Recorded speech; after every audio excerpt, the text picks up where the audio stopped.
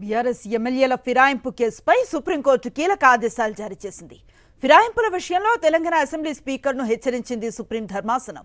స్పీకర్కు ఇదే చివరి అవకాశమని, ఇకనైనా నిర్ణయం తీసుకోకుంటే పరిణామాలు తీవ్రంగా ఉంటాయని వార్నింగ్ ఇచ్చింది. మిగిలిన ముగ్గురు ఎమ్మెల్యేలపై నిర్ణయం తీసుకోవాలని, 2 వారాల్లో వారిపై తీసుకున్న చర్యలపై అఫిడవిట్ను దాఖలు చేయాలని సూచించింది. అయితే మిగిలిన ముగ్గురు ఎమ్మెల్యేల విచారణకు మరో 4 వారాల సమయం కోరారు స్పీకర్. 2 వారాల్లో కేసుల పురోగతి చూపిస్తే 4 వారాల సమయం ఇస్తామని తెలిపింది సుప్రీంకోర్టు. దీంతో దానం నాగేందర్, కడియం శ్రీహరి, సంజయ్ కుమార్లపై 4 వారాల్లో స్పీకర్ నిర్ణయం తీసుకోక తప్పని పరిస్థితి ఏర్పడింది.